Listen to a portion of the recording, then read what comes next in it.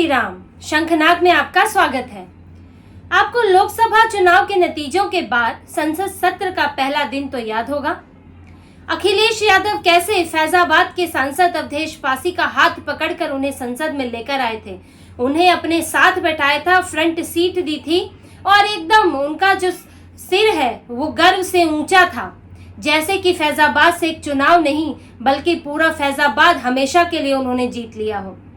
लेकिन जब उन्हीं अवधेश पासी के सहयोगी साथ उठने बैठने वाले व्यक्ति और सपा नेता पर एक बच्ची से दुष्कर्म का आरोप लगा, ये दुष्कर्म ही नहीं, उसका वीडियो बनाया गया, उसको परेशान किया गया, उसकी जान खतरे में डाली गई। जब ये सब जघन्य अपराध सामने आया तो अखिलेश यादव और अवधेश पासी का सिर झुका नहीं। उनको इस बात पे शर्म नहीं आई कि जिस अयोध्या से, जिस फैजाबाद से उन्हें वोट मिले, जिस जनता ने उन्हें जिताया, आज उसी जनता, वही जनता शर्मसार हो गई है और उसी जनता को दुख मिला है, तो उन्हें कुछ तो शर्म करनी चाहिए। लेकिन ऐसी कोई भी शर्म और अखिलेश और अवधेश पासी के चेहरे पर नहीं दिखी। यहाँ तक कि जब ये मामला पूरा मीडिया में छा गया था, सबको खबर थी, तो अवधेश पासी मीडिया से क्या कह रहे थे कि मुझे इसकी जानकारी नहीं है, मैं इस पर कुछ बोल नहीं सकता अभी और मुझे पता नहीं है।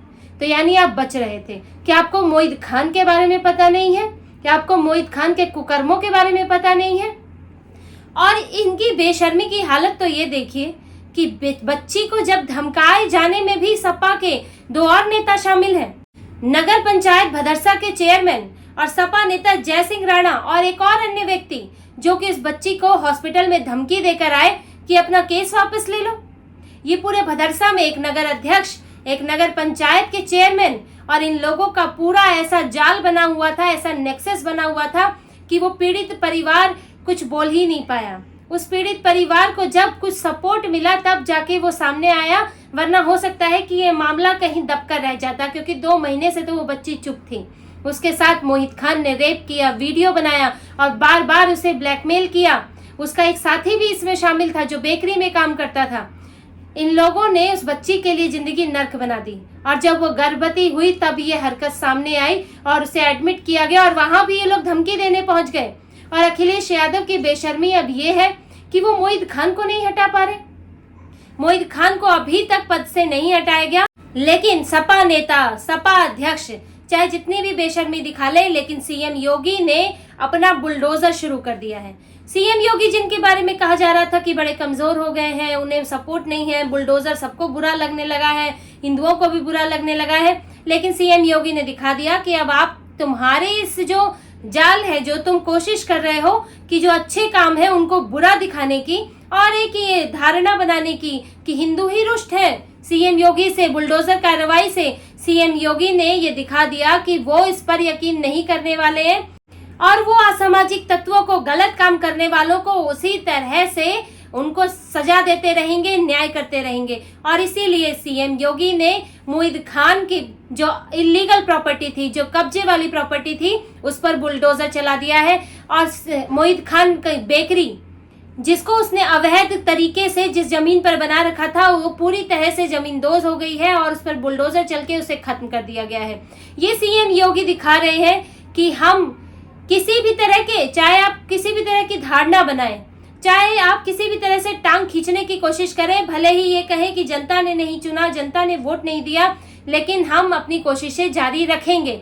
हम अपने प्रयास जनता के लिए काम करना जारी रखेंगे, क्योंकि उन्होंने विधानसभा में भी यही कहा कि मैं यहाँ नौकरी करने नहीं आया हूँ, यहाँ प्रतिष्ठा की बात नहीं है, वरना तो मैं मठ में ही रह लेता। मैं यहाँ काम करने आया हूँ और जब तक मुझे ये जिम्मेदारी दी गई है मैं इस काम को करूंगा। उन्होंने यही किया। मोहित खान ने कई तरह की कब्जे करके संपत्ति रखी हुई थी, तालाब की संपत्ति, कब्रिस्तान की संपत्ति, सरकारी जमीन थी। जो ये बेकरी थी वो भी तालाब के पास वाली जमीन थी, सड़क पर रोकी हुई, रास्ता रोक के बेकरी बनाई गई थी। उस बेकरी को तो सील किया ही गया क्योंकि वो अवैध तरीके से चल रही थी, साथ ही उसको तोड़ भी दिया गया, बुलडोजर चल गया। इसके अलावा एक बड़ा कॉम्प्लेक्स भी बना के रखा हुआ है और कुल मिलाकर ये पूरी संपत्ति 100 करोड़ रुपए की है। ये इतना काले कारनामे चल रहे थे और अवधेश पासी को अगर दुष्कर्म का नहीं पता था, कम से कम ये तो पता था कि मोहित खान किस तरह से इलीगल प्रॉपर्टी जमा कर रहा है। आपके अगल बगल में उठता हुआ आदमी, आपके साथ खाना खाने वाला, आपके साथ घूमने वाला आदमी, और आपको ये नहीं पता कि उसने किस तरह से फैजाबाद में ही लीगल संपत्ति इकट्ठी की हुई है। एक पूरा कॉम्प्लेक्स खुला हुआ है जिसमें बैंक चल रहा है, पंजाब नेशनल बैंक चल रहा है। उसको अभी नोटिस दिया गया है कि आप कहीं और जगह देखें, फिर वो कॉम्प्लेक्स पर भी बुलडोजर चलेगा। आने वाले वक्त में दोबारा ये कार्रवाई होगी। लेकिन सोचने वाली बात है अखिलेश यादव के लिए, सोचने वाली बात है अवधेश पासी के लिए कि लोगों के मुंह से एक शब्द नहीं निकल रहा है मोहित खान के खिलाफ। क्यों? क्योंकि अखिलेश यादव को अपने मुस्लिम वोट बैंक का डर है। अभी तक उन्हें पद से नहीं हटाया गया, यहाँ तक कि पार्टी से निकाल देना चाहिए। आपने अभी तक पार्टी में ऐसे नेता को क्यों रखा है जिसके ऊपर इतना जघन्य आरोप है? पॉक्सो एक्ट लग गया है, बच्ची से रेप का आरोप है, और आपके 2 और नेता बच्ची को धमकाने पहुंचे थे। आप उन्हें कब निकालेंगे? लेकिन आपको क्या दिक्कत है? आपको चाहिए मुस्लिम वोट। पीडीए करने वाले, पिछड़ा, दलित, अल्पसंख्यक कहने वाले, आज ये दिखा दिया उन्होंने कि उनको पिछड़े से मतलब नहीं है, क्योंकि जिस लड़की के साथ दुष्कर्म हुआ है वो पिछड़ी जाति से ही है। लेकिन अखिलेश यादव को पीडीए में से सिर्फ अल्पसंख्यक चाहिए। अल्पसंख्यक यानी कि उनके लिए सिर्फ मुसलमान है और कोई नहीं है। विपक्ष के लिए, इंडी गठबंधन के लिए, अखिलेश यादव के लिए अल्पसंख्यक मतलब मुसलमान। उन्हें सिर्फ मुसलमानों का वोट चाहिए और इन्हें डर ये लग रहा है कि अगर इन्होंने मोहित खान को सपा से निकाल दिया और मोहित खान जो है वो रुष्ट हो गया तो मुसलमान वोट छिन जाएंगे और मुसलमान वोट किसी और के पास चले जाएंगे। अभी तो वहाँ कांग्रेस भी थोड़ा सा उलाछे मार रही है, तो इसीलिए सपा जो है बड़ी डरी हुई है। और अखिलेश यादव इतना घटिया जो काम किया गया है उसको भी पी जाने के लिए तैयार है, उसको भी स्वीकार करने के लिए तैयार है, क्योंकि उनको सिर्फ मुसलमानों से प्यार है, उन्हें सिर्फ मुस्लिम वोट से प्यार है। हो सकता है कि वहां के कई मुसलमान ही इस बात को स्वीकार न करें। ये भी एक सोचने वाली बात है कि किसी मुसलमान से भी आप जाके पूछेंगे कि एक बच्ची के साथ इस तरह की घटना हुई है तो वो क्या उसकी तारीफ करेगा? क्या वो उसमें सहयोग करेगा? क्योंकि आज कल को उनकी बच्ची के साथ भी हो सकती है। ऐसा तो नहीं है कि कोई उनकी बच्ची के साथ इस तरह का व्यवहार नहीं कर सकता। जिस व्यक्ति को सत्ता का घमंड हो, जिसको पावर का घमंड हो, वो तो किसी के भी साथ ऐसा कर सकता है। तो जो वहां का सामान्य मुसलमान है वो भी इस घटना पर हामी नहीं भरेगा, इसका विरोध करेगा।